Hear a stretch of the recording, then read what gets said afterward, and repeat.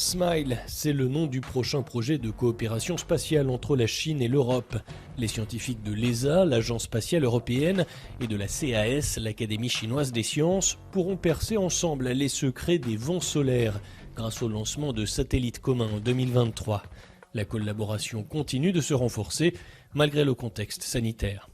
C'est vrai qu'aujourd'hui, la pandémie, c'est pas évident de continuer à travailler avec nos collègues qui sont à l'autre bout du monde, mais on a quand même on a une très bonne relation, on se connaît depuis très longtemps.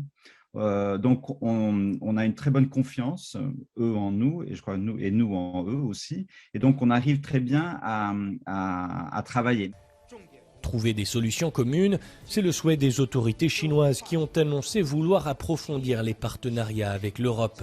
Au siège de l'ESA à Paris, on est enthousiaste. Le travail d'équipe est dans son ADN. L'agence est elle-même le fruit d'une alliance interétatique.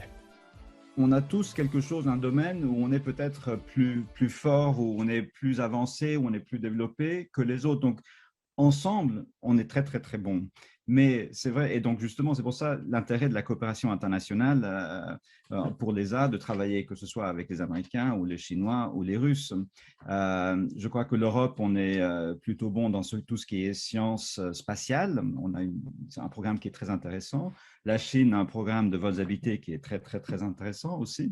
Donc, il y a de tout pour vraiment faire de la bonne coopération et des beaux programmes spatiaux ensemble. Et pourquoi pas un jour voyager ensemble dans l'espace? Plusieurs astronautes de l'ESA se sont déjà entraînés dans cette optique avec leurs homologues taïkonautes chinois.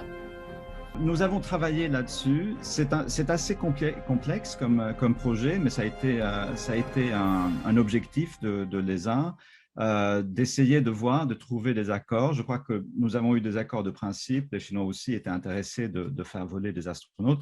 Ensuite, nous n'avons pas encore trouvé exactement quel serait le contenu d'une telle coopération, parce que évidemment, il faut que chacun amène sa partie et de trouver des accords. Il y a aussi dans ce genre de coopération, évidemment, un élément politique qui est très important.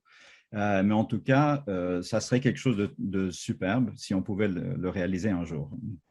Preuve de cette collaboration sino-européenne dans le domaine spatial, les plus célèbres astronautes de l'ESA parlent tous le mandarin. Ils pourraient, dans un futur proche, devenir les premiers étrangers à voler aux côtés des taïkonautes vers la station chinoise. Cyril Fourneris, CGTN, Paris.